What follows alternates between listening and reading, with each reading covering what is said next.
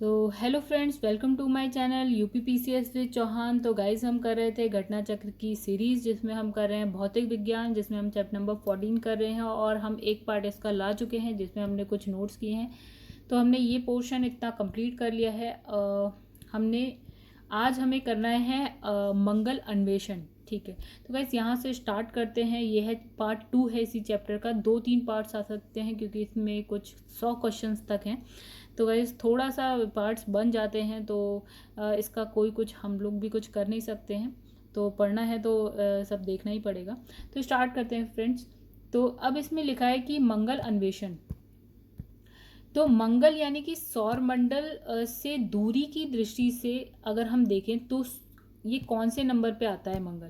तो गाइस हमें क्या पता है, सबसे पहले आता है बुध, फिर आता है शुक्र, फिर आता है पृथ्वी, देन मंगल, यानी कि चौथा ग्रह होता है क्या, मंगल। ठीक है, एक मिनट फ्रेंड्स। ठीक है, तो मंगल कौन सा होता है, चौथा ग्रह होता है, जिसे हम क्या कहते हैं, लाल ग्रह भी कहते हैं।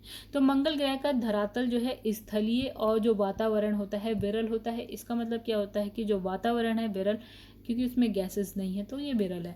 तो इसकी सतह जो है चंद्रमा के गर्त और पृथ्वी की ज्वालामुखियों, घाटियों, रेगिस्तानों और ध्रुवीय बर्फीली चोटियों की याद दिलाती है। जब आप उसको देखते हैं तो आपको पृथ्वी की ये सारी चीज़ें याद आती हैं, मतलब वैसा ही कुछ मिलता जुलता है। ठीक है, यह स्थल है ओलंपस मॉस का, जो हमारे सौरमंडल का सबसे अधिक ऊंचा पर्वत है, जो कि मंगल पे है। क्या है, ओलंपस मॉन्स।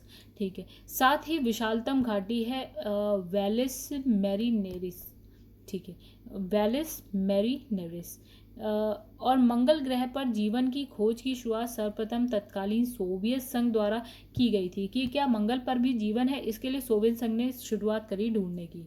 ठीक है, तो सोवियत संघ के मंगल अन्वेषण कार्यक्रम के तहत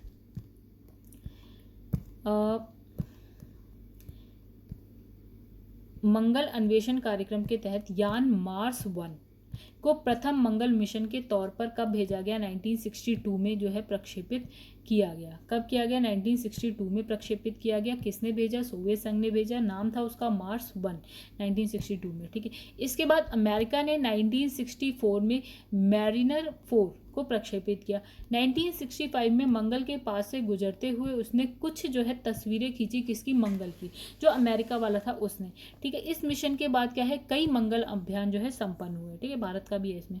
लेकिन जो सबसे अधिक सुर्खियों में रहे मंगल अंतरिक्ष एजेंसी नासा द्वारा भेजे गए, कौन सा था सबसे ज़्यादा जो सुर्खियों में रहा, वो था स्पिट्जर और अपॉर्चुनिटी। गाइज ये दोनों याद रखने पड़ेंगे। ठीक है, अब हम बात करेंगे रोवर क्या होता है। तो आप आजकल तो सबको आई थिंक पता ही होगा रोवर के बारे में। ठीक है, तो रोवर शब्द का जो अर्थ है वो है घुमक्कड़, घूमने फिरने वाला होता है। ठीक है, खगोलीय संदर्भ में रोवर ऐसे वाहन को कहते हैं जो किसी अन्य ग्रह या खगोलीय वस्तु पर घूमने फिरने की क्षमता रखता है, यानी कि एक रोबोट टाइप है, उसी को शॉर्ट में रोवर बोल दिया। जो कि मंगल ग्रह पर उतरेगा और उस पर चलेगा, घूमेगा फिरेगा, इसलिए ठीक है घुमक्कड़ बोल दिया, इसे घूमने फिरने वाला बोल दिया। तो इसमें कुछ जो रोवर हैं रोबोट होते हैं और बिना किसी व्यक्ति की मौजूदगी के चलते हैं, और कुछ मनुष्य को एक स्थान से दूसरे स्थान पर ले जाने के लिए बने होते हैं। आमतौर पर रोवर किसी ग्रह पर किसी अन्य अंतरिक्ष यान द्वारा ले जाए जाते हैं। ऑब्वियसली अपने आप नहीं जाएंगे, किसी अंतरिक्ष यान द्वारा, किसी सैटेलाइट द्वारा ही ले जाए जाएंगे, अंतरिक्ष यान द्वारा ले जाएंगे। अब इसने कहा दो हमें बहुत महत्वपूर्ण है जो नासा के हैं, एक हमारा है अपॉर्चुनिटी, एक है हमारा स्पिट्जर। आइए इसकी बात करते हैं। तो जून एवं जुलाई 2003 की बात है ये। तो 2003 में नासा ने क्रमशः स्पिट्जर और फिर अपॉर्चुनिटी नामक दो रोवर को क्या किया, मार्स एक्सप्लोरेशन रोवर मिशन के तहत मंगल की ओर रवाना किया। मिशन का नाम याद रखिएगा, मार्स एक्सप्लोरेशन रोवर मिशन। तो 2004 से लेकर 2010 तक ये रहा सक्रिय। ये कहानी है 2003 की। उसके बाद ये सक्रिय कब तक रहा, 2004 से लेकर 2010 तक ये सक्रिय रहा, जब जो आपका था ना स्पिट्जर, उसकी बात हो रही। और जो अपॉर्चुनिटी है वो 2018 के मध्य तक सक्रिय रहा। ठीक है, तो हालांकि मतलब एक 2004 से 10 कौन सा स्पिरिट, और जो अपॉर्चुनिटी है वो 2018 तक। हालांकि स्पिरिट और अपॉर्चुनिटी स्पिरिट और अपॉर्चुनिटी से पूर्व नासा के मार्स पाथ फाइंडर मिशन के तहत 1997 में सोजनर रोवर भी मंगल ग्रह पर पहुंचा था, जो करीब 3 महीने तक सक्रिय रहा। गाइस ये हमारा देखिए 6 साल तक रहा, ये हमारा उससे भी ज़्यादा रहा, ये सिर्फ जो था ये सिर्फ और सिर्फ 3 महीने तक था। फिर लिखा है मंगलयान। अब आते हैं हम भारत की कुछ बात कर लेते हैं। तो भारत का मंगलयान यानी कि इसको बोलते थे मार्स ऑर्बिटर मिशन। ठीक है, और मार्स तो आपको पता ही है वो मंगल की बात हो रही है इसलिए मार्स लिख दिया। ऑर्बिटर का मतलब होता है जो उसका ऑर्बिट होता है ना, उसकी जो कक्षा होती है उसमें ही घूम रहा है। ठीक है, ऑर्बिट में घूम रहा है, मार्स पे उतर नहीं रहा। तो मार्स ऑर्बिटर मिशन यानी कि MOM भी 24 सितंबर 2014 को मंगल की कक्षा में प्रविष्ट हो जाता है। ठीक है, और ये इसका भी निमित्त मंगल पर, मतलब इसका जो उद्देश्य था मंगल पर पानी, मीथेन, जीवन का अन्वेषण करना था। भारत ऐसा पहला राष्ट्र बन गया जिसने अपने पहले ही प्रयास में क्या किया, 24 सितंबर 2014 को मंगल की कक्षा में अपने मंगलयान की सफल स्थापना करके विश्व कीर्तिमान बनाया। मतलब ये पहला देश ऐसा था भारत जो बिल्कुल फेल नहीं हुआ, वो फर्स्ट टाइम उसने भेजा और फर्स्ट टाइम में ही वो उसके ऑर्बिट में चला गया। ठीक है, बाकी का ऐसा है मिशन फेल हुए हैं, बाकी देशों ने जो भेजे, पहला मिशन तो फेल हुआ है लेकिन भारत का पहला मिशन ही सक्सेसफुल रहा। और इसी के साथ भारत जो है मार्शियन एलीट क्लब का सदस्य बन चुका है। तो मार्शियन एलीट क्लब यानी कि जो मार्स तक पहुंच चुके हैं, मंगल तक पहुंचे हैं, वो कौन कौन से देश हैं? एक है अमेरिका, दूसरा है रशिया, तीसरा है यूरोप और यूरोपीय संघ, और जो चौथा बना है वो भारत है। अभी तक 4 ही हैं जो मार्शियल एलीट क्लब में है। और भारत भी कब आया? 2014 में, जब उसने अपना पहला जो मंगलयान भेजा है उसके बाद। फिर हम बात करेंगे चंद्रयान 2 की। तो चंद्रयान 2 कब भेजा गया गाइस? ये तो हम सबको देखा हुआ है, ये आजकल की बात है, 2019 की बात है। तो ये जो भेजा गया था वो श्री हरिकोटा सतीश धवन अंतरिक्ष केंद्र यानी कि सार के द्वितीय लॉन्च पैड से GSLV Mark 3 M1 के द्वारा, मतलब जो रॉकेट है उसका नाम है GSLV Mark 3, ये जो सबसे आधुनिक है वो वाला। तो इस रॉकेट के द्वारा भारत के चंद्रयान 2 मिशन का प्रक्षेपण यानी कि लॉन्च किया गया। अब इसमें क्या लिखा है? चंद्रयान 2 चंद्रमा के दक्षिणी ध्रुव पर पहुंचकर यहां अनुसंधान संचालित करने हेतु लक्षित था। मतलब कहाँ? जैसे चंद्रमा है, ये उसका नॉर्थ पोल है, ये उसका साउथ पोल है, तो इसे कहाँ भेजा गया? दक्षिणी ध्रुव पर चंद्रमा के। ठीक है, अब चंद्रयान 2 मिशन के अंतर्गत एक ऑर्बिटर था, ठीक है, जो कि चंद्रमा है, चंद्रमा के ऑर्बिट में यानी कि कक्षा में घूमेगा। एक था आपके पास लैंडर, जो कि उस सैटेलाइट से लैंड करेगा चंद्रमा के सतह पर, और एक था रोवर, यानी कि वो लैंडर के अंदर होगा रोवर। जैसे ही लैंडर आपका सतह पर उतरेगा तो रोवर उसमें से बाहर निकल जाएगा, यानी कि रोबोट। फिर लिखा है भारतीय अंतरिक्ष कार्यक्रम के जनक कौन है? विक्रम साराभाई के नाम पर लैंडर का जो नाम है विक्रम रखा गया। जो ये लैंडर था ना, जो सतह पर उतरता, उसका नाम रखा गया विक्रम, और जो रोवर है जो उसके अंदर था, जो बाहर निकलता, ठीक है, तो जबकि रोवर का जो नाम है उसका नाम रखा गया प्रज्ञान। ठीक है, अब इसमें लिखा है 2369 किलोग्राम वजनी ऑर्बिटर, जो ऑर्बिट में घूमेगा, कक्षा में घूमेगा। ऑर्बिटर को इतने किलोमीटर वाली चंद्रमा की ध्रुवीय कक्षा में स्थापित किया गया। बेकार की बात है, ये भी इतना कोई आपको किलोग्राम याद रखने की जरूरत नहीं है। चंद्रमा की कक्षा में परिक्रमण के दौरान ऑर्बिटर जो है चंद्रमा की सतह का अवलोकन करेगा, उसकी सतह को देखेगा। ऑर्बिटर से अलग होकर जो है 7 सितंबर 2019 को चंद्रमा के दक्षिणी ध्रुवीय क्षेत्र में जो लैंडर है लैंड करने की प्रक्रिया के दौरान लैंडर का जो है संपर्क इसरो के जो आपका नियंत्रण केंद्र था ना उससे टूट जाता है। ठीक है, मतलब जो ऑर्बिटर है वो तो ऑर्बिट में चला जाता है, चंद्रमा के ऑर्बिट में जो आपका ऑर्बिटर है वो तो पहुंच जाता है। अब क्या होता है, जैसे ही दक्षिणी ध्रुव में लैंडर को उतारा जाता है तो उसका जो संपर्क है ना वो आपका इसरो के जो सेंटर है उससे, नियंत्रण केंद्र है उससे क्या होता है, टूट जाता है। अब क्या होता है, जो विक्रम लैंडर के माध्यम से 6 पहिए वाले प्रज्ञान रोवर को चंद्रमा की सतह पर उतारा जाना था। मतलब उसी लैंडर में क्या था, आपका रोवर था जिसे उतारा जाना था। अब यहाँ पे तो संपर्क ही टूट गया। ठीक है, तो लैंडर की चंद्रमा पर सॉफ्ट लैंडिंग होनी थी, लेकिन इसरो से संपर्क टूट जाने के कारण ये हार्ड लैंडिंग के माध्यम से चंद्रमा की सतह पर उतरा। ठीक है, सॉफ्ट लैंडिंग क्या होती है कि आपने पैरासूट लगा दिया, आप आराम आराम से सतह पर गिर रहे हैं। ठीक है, अब हार्ड लैंडिंग क्या होती है, वो आप अचानक से गिरें सतह पर और क्या है, टूट जाए या कुछ खराबी आ जाए, मतलब अचानक से गिर जाए तेजी से। ठीक है, तो फिर आगे लिखा है कि 10 सितंबर 2019 को इसरो द्वारा जारी विज्ञप्ति के अनुसार चंद्रयान 2 के ऑर्बिटर जो ऑर्बिट में घूम रहा है, ऑर्बिटर द्वारा लैंडर का पता लगा लिया गया। मतलब उस आपने देखा होगा न्यूज़ में बहुत आया था, फोटो आपको दिख गई थी कि कहाँ है, ये पता चल गया था, लेकिन उससे संपर्क जो है स्थापित नहीं हो पाया। और 31 अक्टूबर 2019 को इसरो द्वारा की गई घोषणा के अनुसार जो चंद्रयान 2 के ऑर्बिटर में चंद्रमा के जो बहिर्मंडल है उसमें आर्गन 40 की उपस्थिति का पता चलता है। मतलब एक चीज़ पता चल गई अभी तक, आर्गन 40 है बहिर्मंडल में चंद्रमा की। तो इतनी तो हो गई बात हमारी पूरा नोट्स की। तो गाइज अब हम करेंगे क्वेश्चन आंसर, ठीक है। तो फ्रेंड्स जो पहला क्वेश्चन है उसमें लिखा है अंतरिक्ष में भेजा गया भारत का पहला उपग्रह। तो गाइस आइए देखें व्याख्या क्या है। कहता है कि भारत का अंतरिक्ष में प्रक्षेपित जो पहला उपग्रह है वो है आर्यभट्ट, और इसका प्रक्षेपण तत्कालीन सोवियत संघ के क्या लिखा है कॉपुस्तिन यार प्रक्षेपण केंद्र से कॉस्मोस 3M प्रक्षेपण यान, ठीक है, ये हो गया आपका जहाँ से आपको मतलब लॉन्च किया गया है। और कॉस्मोस 3M क्या है आपका प्रक्षेपण यान था जिससे लॉन्च किया गया है, ठीक है। और 1975 में किया गया था।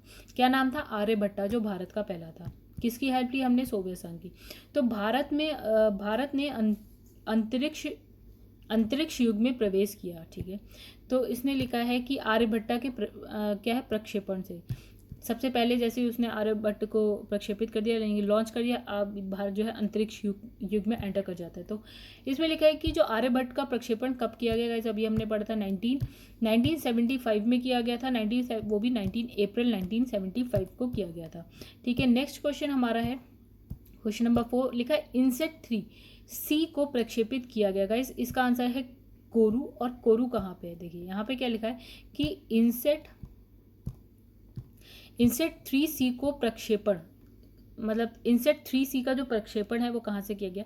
साउथ अमेरिका में फ्रेंच गुयाना है गाइस। देखिएगा साउथ अमेरिका में फ्रेंच गुयाना है कहाँ पे, ठीक है। तो फ्रेंच गुयाना के कोरू प्रक्षेपण स्थल से किया गया। इनसेट श्रृंखला के उपग्रह, यही इनसेट की बात हो रही, तो इनसेट श्रृंखला के उपग्रह GSAT-10 का प्रक्षेपण फ्रेंच गुयाना के कोरू से ही किया गया, ठीक है। जो इनसेट 3 फ्रेंच गुयाना के कोरू से किया गया, और इसी श्रृंखला का उपग्रह है GSAT-10, इसको वहीं से किया गया, फ्रेंच गुयाना कोरू से किया गया।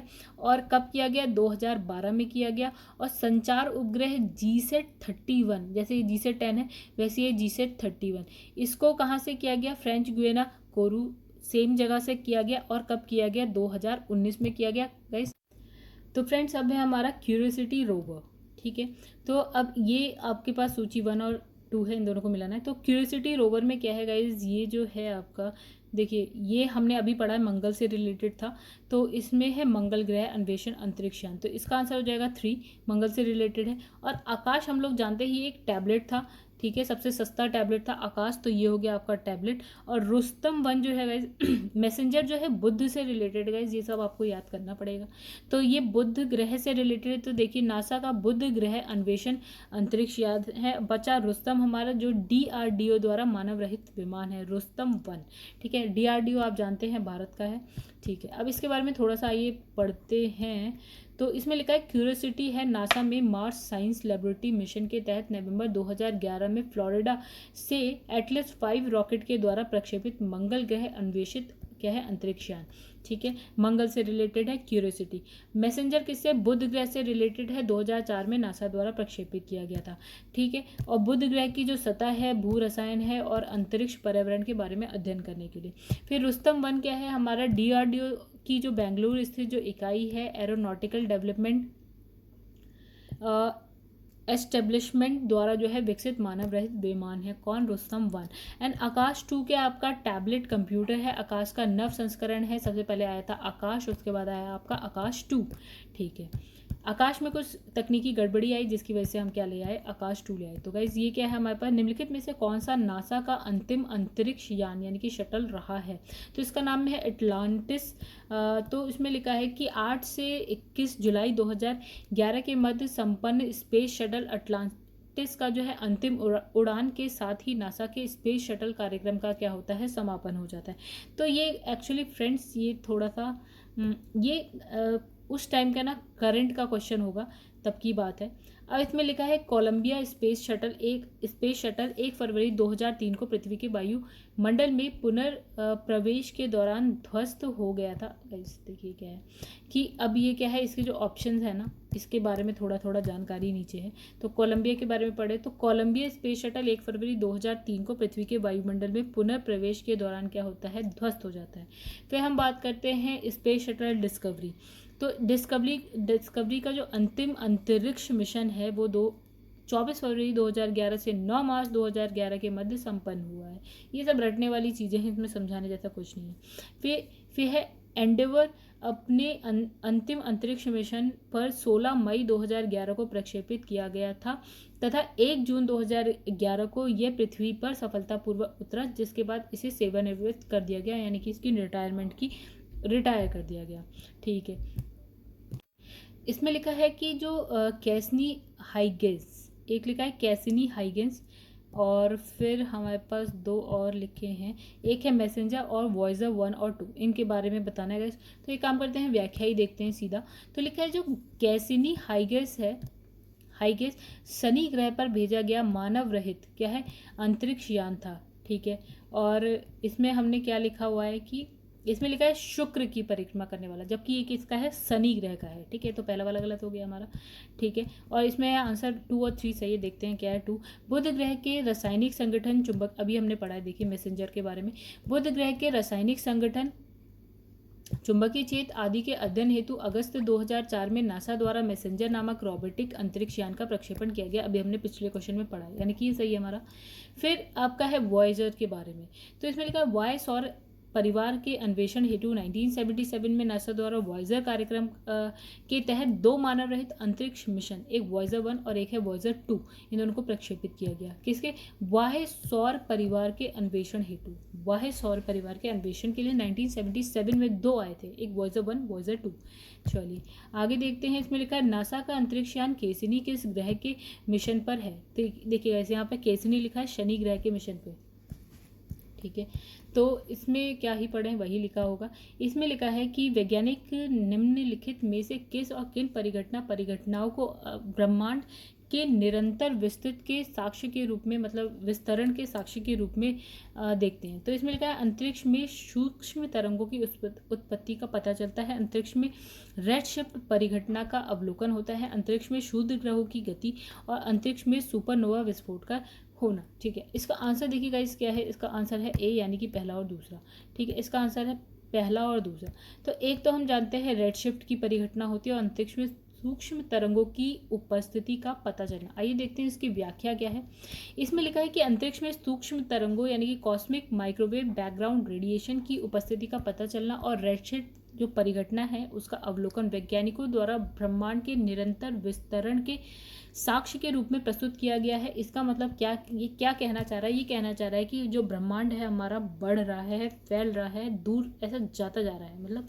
ठीक है, तो ये हमें किन 2 चीज़ों से पता चल रहा है। एक तो हमें पता चल रहा है कि अंतरिक्ष में सूक्ष्म तरंगों की उपस्थिति, दूसरा हमें पता चल रहा है कि जो तारे होते हैं ना उसमें रेड शिफ्ट की परिघटना। तो ये दोनों चीज़ें बता रही हैं कि ब्रह्मांड हमारा जो है आपका फैल रहा है और आगे बढ़ रहा है। ठीक है, अमेरिका के सॉल परम्यूटर और एडम राइट के अलावा ऑस्ट्रेलियाई अमेरिकी वैज्ञानिक जो है स्मिथ ने 1998 में 2 अलग अलग शोध में इस बात का पता लगाया कि करीब 14 अरब वर्ष पहले बिग बैंग की घटना के बाद अस्तित्व में आए ब्रह्मांड के विस्तार की गति तेज होती जा रही है। मतलब जो ब्रह्मांड का विस्तार हो रहा है उसकी गति जो है तेज होती जा रही है। और इसके पूर्व वैज्ञानिकों की धारणा यह थी कि ब्रह्मांड के विस्तार की गति में लगातार कमी आ रही है। ठीक है, अभी जो कहा उनने का जो ब्रह्मांड का विस्तार है उसकी गति बढ़ रही है, लेकिन जो पहले वाले थे वो कह रहे हैं भैया कमी आ रही है। तो अपने अध्ययन में इन वैज्ञानिकों ने क्या पाया कि 50 से भी अधिक सुपरनोवा से निकल रहा जो प्रकाश वक्त के साथ अपेक्षा से कहीं ज़्यादा कमज़ोर हो रहा है, जो इस बात का संकेत देता है कि जो ब्रह्मांड के विस्तार में तेजी आ रही है। ठीक है, इसी कारण सुपरनोवा की दूरी पृथ्वी से बढ़ गई है और इस वजह से उसने उससे निकलने वाला जो प्रकाश है वो दूर हो रहा है। इन तीनों वैज्ञानिकों को ब्रह्मांड के विस्तार को समझने की दिशा में किए गए उनके शोध के लिए क्या होता है, 2011 में भौतिक शास्त्र के क्षेत्र में क्या दिया जाता है, नोबेल पुरस्कार। मतलब एक तो कहते हैं कि गति तेज है, एक कहते हैं गति धीमी है, लेकिन जो भी है आपके ब्रह्मांड का जो है विस्तार हो रहा है।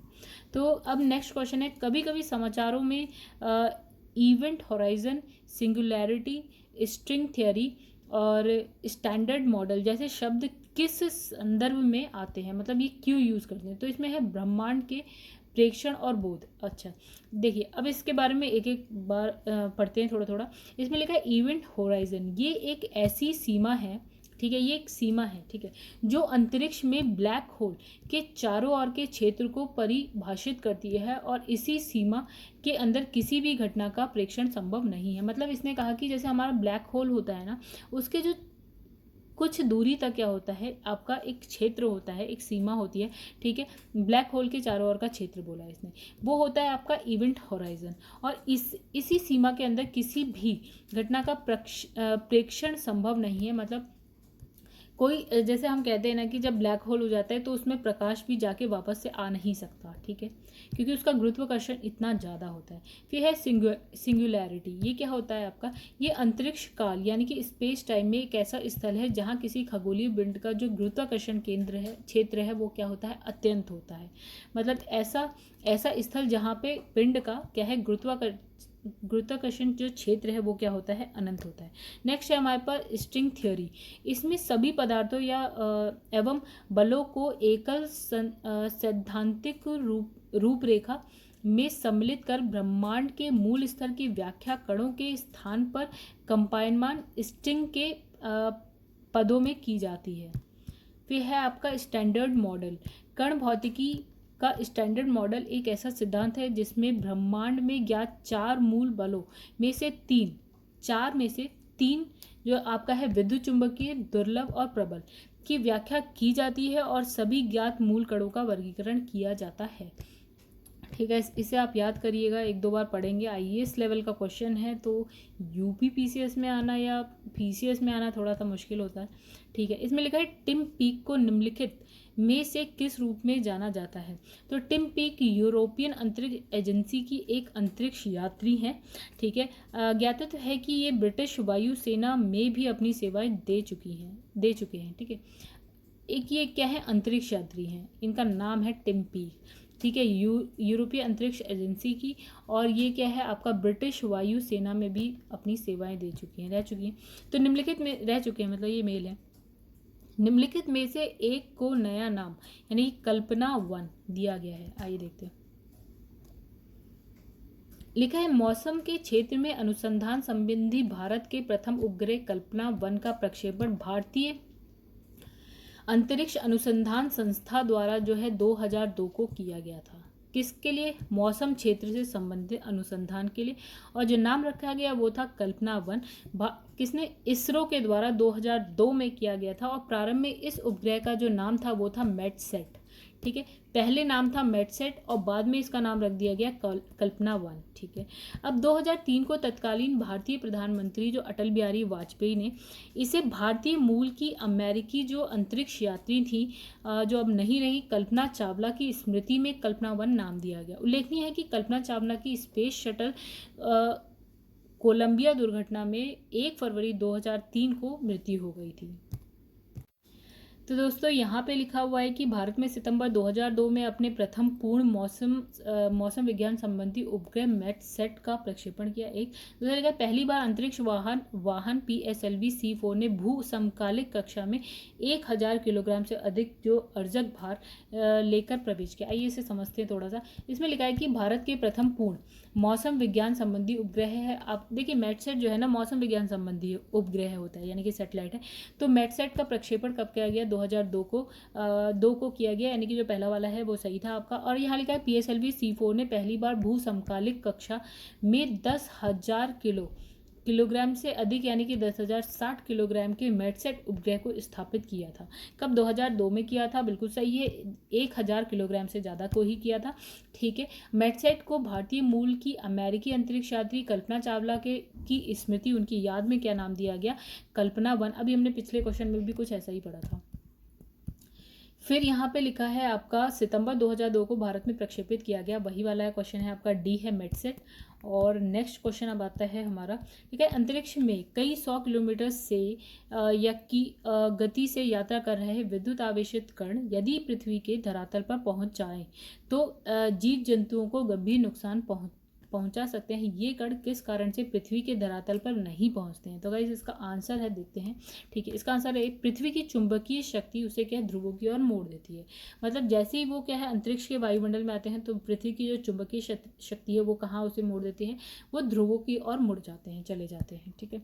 इसमें लिखा है कि अंतरिक्ष में तीव्र गति से यात्रा कर रहे क्या है विद्युत आवेशित कण पृथ्वी के धरातल पर नहीं पहुंच पाते क्योंकि पृथ्वी की जो चुंबकीय क्षेत्र है उन्हें ध्रुवों की ओर मोड़ देते हैं। और इसका सर्वश्रेष्ठ उदाहरण क्या है? ऐसा हो चुका है, उसका सर्वश्रेष्ठ उदाहरण है ऑरोरा, ठीक है। तो दोस्तों यहाँ लिखा है तुल्यकारी उपग्रह लगभग 10,000 किलोमीटर की ऊंचाई पर स्थापित किया जाता है, ओके। दूसरा लिखा है संगीत के एफएम संचरण के उत्तम प्रकार का होने का कारण है कि वायुमंडलीय अथवा कृत्रिम शोर जो सामान्यतः आवृत्ति परिवर्तन के रूप में होता है उसके लिए क्या है अधिक हानिकारक नहीं होता। गाइस ये जो क्वेश्चंस है ना, तो दोस्तों ये क्वेश्चंस हैं आईएएस के और इतने थोड़े अलग टाइप के क्वेश्चंस है ना कि आप इसे एक बार पढ़ लीजिए, बस इससे बहुत ज़्यादा इस पर टाइम वेस्ट करने की जरूरत नहीं है। इसमें आइए देखते हैं व्याख्या क्या लिखे। इसमें लिखे तुल्यकारी उपग्रह या भू स्थिर उपग्रह की जो कक्षा की ऊंचाई होती है ना गाइस, हम इसे बोलते हैं इंग्लिश में लिखते हैं हम जियो स्टेशनरी सैटेलाइट बोलते हैं, ठीक है। तो इसकी जो ऊंचाई होती है पृथ्वी से होती है 36,000 किलोमीटर। और इस कक्षा में स्थापित एक उपग्रह के दायरे में धरती का कितना भाग आता है? 1/3 भाग आता है। वहीं अगर हम क्या करें 3 उपग्रह को स्थापित कर दें तो हमारी जो है पूरी की पूरी पृथ्वी क्या होती है? कवर हो जाती है, ठीक है गाइस। अब ये एक और क्वेश्चन है आपका, आप इसे देख लीजिए, आईएएस लेवल का क्वेश्चन है, आप इसे करना चाहें तो करें। चलिए इसकी बस इसमें देख लेते हैं क्या लिखा है, व्याख्या देखते हैं। इसमें लिखा है कि भू अप्रगामी कक्षा एक क्या है वृत्तीय भू तुल्यकालिक कक्षा है जो पृथ्वी की भूमध्य रेखा के समतल होती है। और समुद्र से इस कक्षा की जो ऊंचाई होती है, हम किसकी बात कर रहे हैं? भू अप्रगामी कक्षा की बात करें। एक बार नॉर्मली ऐसे पढ़ लेते क्या होता है ये, ठीक है। ये क्या होता है? भूतुल्यकारी कक्षा है, एक वृत्तीय भूतुल्य।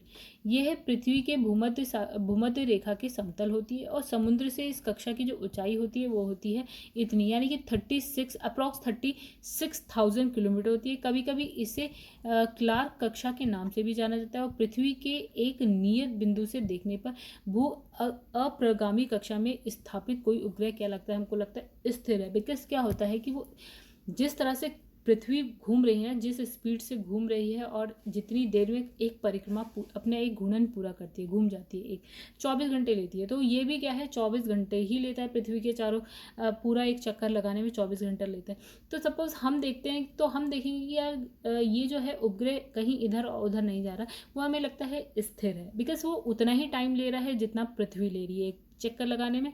नहीं गाइस, एक्चुअली पृथ्वी 24 घंटे में घूम जा रही है और वो उसके साथ साथ ही क्या है पूरा का पूरा पृथ्वी का चक्कर लगा रहा है। तो ऐसा लग रहा है कि वो स्थिर ही है, वो कहीं इधर उधर जा ही नहीं रहा। तो इसमें जो इसका आंसर है लिखा है 1 2 3 लिखा है। क्वेश्चन अब देखते हैं क्या लिखा है। भूप्रगामी कक्षा दूर संचार प्रसारण हेतु प्रयुक्त उपग्रह को भूप्रगामी कक्षा में रखा जाता है, ठीक है। और इस जो एक उपग्रह ऐसी कक्षा में तब होता है जब कक्षा भूतुल्यकाली हो, जैसे कि अभी हमने पढ़ा, ठीक है। वृत्ताकार हो, ये भी हमने पढ़ा। कक्षा पृथ्वी की भूमध्य रेखा के समतुल्य हो, ये भी हमने पढ़ा। और इसने कहा क्या इतने किलोमीटर नहीं, यहाँ पे इतने किलोमीटर नहीं लिखा था, यहाँ लिखा था इतने मील और लिखा था अप्रॉक्स 36,000 किलोमीटर लिखा था। अप्रॉक्स कुछ 35,700 कुछ ऐसा लिखा था, तो अप्रॉक्स इतने किलोमीटर लिखा था। तो ये हमारा सही है और ये वाला हमारा गलत है। नेक्स्ट क्वेश्चन पे हम लोग आते हैं। तो गाइस चलिए देखिए क्या लिखा है। भूस्थैतिक स्थिति क्या है से हम ये पढ़ते हैं। सबसे पहले भूस्थैतिक स्थिति क्या है। कोई बहुत टफ नहीं है। लिखा है जब कोई पदार्थ पृथ्वी के चारों ओर पृथ्वी की गति के समानुपाती इस गति से चलता है कि वे पृथ्वी पर स्थित किसी स्थान से निश्चित दूरी बनाए रखता है।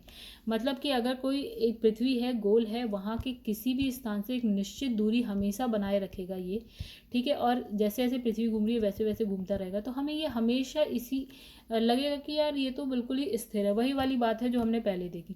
तो इससे भूस्थैतिक स्थिति कहते हैं और इस सिद्धांत पर भू स्थिर उपग्रह कार्य करते हैं, ठीक है। स्थिर स्थैतिक एक ही बात है, मतलब हमें स्टेबल लगता है, रुका हुआ लगता है, ठीक है। हमें लगता है वहीं पे है तो वहीं है, चेंज ही नहीं हो रही इसकी जगह, जबकि होती है पृथ्वी भी घूम रही है, वो भी घूम रहा होता है, ठीक है। इस प्रकार के उपग्रह की कक्षा दीर्घ वृत्ताकार होती है, जैसे अभी हमने देखा 24 घंटे में पृथ्वी का एक चक्कर लगाते हैं और इसकी गति पृथ्वी के परिभ्रमण से समान होने के कारण क्या है, उपग्रह हमें क्या लगता है, स्थिर प्रतीत होता है गाइस। तो दोस्तों अब एक क्वेश्चन आ रहा है हमारा आईएएस का आ रहा है, इस पर आप एक नज़र मारिए खुद से, ठीक है। और ये 2018 आईएएस में आया हुआ क्वेश्चन है, तो इसके पीसीएस में आने की या क्या बोलते हैं संभावना थोड़ी सी कम होगी। आप अपने आप एक बार देख लीजिएगा क्वेश्चन, ठीक है। हम आते हैं अपने लेवल पे। तो लिखा है किसी वायुमंडलीय परत से संचार उपग्रह अवस्थित किया जाता है। ओके, तो कहाँ पे अवस्थित किया जाता है? हम जानते हैं कि जो हमारा वायुमंडल है उसकी कुछ परतें हैं, ठीक है। जैसे हमारे पास है सौरमंडल आता है, फिर समताप मंडल, फिर आपका मध्यमंडल आता है, बहिर्मंडल आता है जिसमें आपका आयन मंडल होता है। तो उस तरह से अब हम कह रहे हैं कि जो ये संचार उपग्रह है वो आप कहाँ पे स्थापित करते हैं। तो गाइस आई थिंक ये अगर आपने पहली की वीडियोज़ देखी होंगी तो इसका आंसर आप सब जानते होंगे, ठीक है। तो बहिर्मंडल में होता है आपका, देखिए इसमें लिखा है, एक मिनट गाइस, हाँ इसमें लिखा है पैटरसन ने वायुमंडल की 5 अधोलिखित भागों में विभाजित किया वायुमंडल को। पहला हमारा है क्षोभमंडल जो 0 से लेकर 18 किलोमीटर तक है। दूसरा हमारा है समताप मंडल जो कि हमारा 18 से लेकर 30 किलोमीटर है। फिर हमारा आता है मध्यमंडल 30 से 80 किलोमीटर में, और फिर आता है हमारा आयन मंडल जो होता है हमारा 80 से लेकर 400 किलोमीटर। फिर बहिर्मंडल आता है जो होता है वायुमंडल बहिर्मंडल एक ही बात है, जो हमारा 400 किलोमीटर से ऊपर होता है। अब इसमें लिखा है, देखो क्या इसमें लिखा है, बहिर्मंडल या वायुमंडल में वायु अत्यंत विरल होती है, यानी कि वायु ना के बराबर होती है, और ऊपर धीरे धीरे जो वाह्य अंतरिक्ष में विलीन हो जाता है। मतलब वो जो है अंतरिक्ष में जो ये लेयर है ना, जो वाह्य मंडल है, वो धीरे धीरे क्या होता है अंतरिक्ष में, क्योंकि इसके बाद अंतरिक्ष ही आ जाता है, तो अंतरिक्ष में विलीन हो जाता है। और इसी में जो है हम क्या करते हैं, संचार उपग्रह अवस्थित करते हैं, मतलब जो सबसे ऊपर वाला लेयर होता है उसमें, ठीक है। तो इसमें लिखा है उपग्रहों के माध्यम से जानकारी सुलभ हुई है कि वायुमंडल के ऊपर क्या है, चुंबकीय मंडल प्रसारित है, ठीक है। आगे बढ़ते हैं हम लोग, चलिए इसमें इसका आंसर है डी वायुमंडल, ठीक है। फिर लिखा है एक भू स्थिति उपग्रह का परिभ्रमण काल होता है।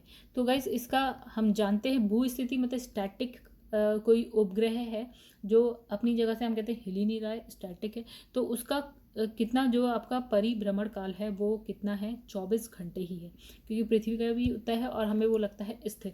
और ये जो कितने ये पृथ्वी से कितने किलोमीटर ले जाएंगे तब होगा, तो वो है 35,800 किलोमीटर, अप्रॉक्स जो है हम कहते हैं 36,000 किलोमीटर, ठीक है। इसके आसपास जो भी नंबर दिया हो वो ही आंसर होगा, ठीक है। 24 घंटे होता है, हमने देख लिया। इसमें लिखा है भू स्थित उपग्रह घूमता है, ठीक है। तो इसमें लिखा है इसका आंसर है बी स्थित ऊंचाई पर, मतलब हमको लगता है वो स्थिर है, स्थिर ऊंचाई पर ही वो क्या होता है, घूमता रहता है। एक भू स्थिर उपग्रह का जो काल है काल होता है कितने घंटे का, वो होता है 24 घंटे का। ये वही रिपीट हो रहे हैं क्वेश्चन।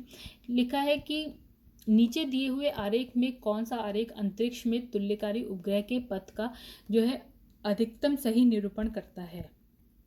जो उपग्रह घूम रहा है उसका बिल्कुल सही निरूपण इन चारों में से कौन करता है गाइस, इसका आंसर है ए, ठीक है। कौन करता है, ए करता है। तुल्यकारी उपग्रह का पथ जो है वृत्ताकार होता है, और ठीक है हो गया, इतना ही है।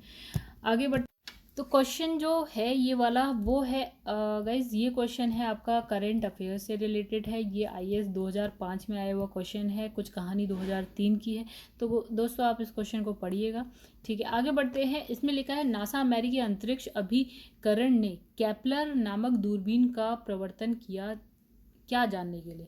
एक्चुअली इसका आंसर है डी में लिखा है पृथ्वी तुल्य ग्रह को, मतलब जो है आपका केपलर है ना, केपलर दूरबीन थी उससे जो नासा है वो क्या देखना चाह रहा था, क्या करना चाह रहा था, तो वो ढूंढना चाह रहा था पृथ्वी तुल्य ग्रह को, पृथ्वी की तरह कोई ग्रह हो ऐसा कुछ। तो इसमें लिखा है अन्य तारों की जो परिक्रमा करने वाले धरती जैसे दूसरे ग्रह की तलाश के उद्देश्य से अमेरिकी अंतरिक्ष एजेंसी नासा ने केपलर नामक अंतरिक्ष दूरबीन की जो है स्थापना की और केपलर मिशन मार्च 2009 में प्रक्षेपित किया गया। कब गया है ये? 2009 में किया गया। और ये कब जो है ख़त्म हुआ? 9 साल बाद 2009 में गया है और 2018 यानी कि पूरे 9 साल बाद ये क्या होता है, जो सेवा मुक्त हो जाता है। ठीक है, आगे बढ़ते गाइस, ये क्वेश्चन भी आपका जो है करंट अफेयर से रिलेटेड है। ठीक है, आप इसको पढ़िएगा, ये 2016 आईएएस के एग्जाम में आया हुआ क्वेश्चन है। आप लोग ज़्यादा जो ध्यान है, अगर आप पीसीएस की तैयारी कर रहे हैं तो आप पीसीएस के क्वेश्चन पे ध्यान दिया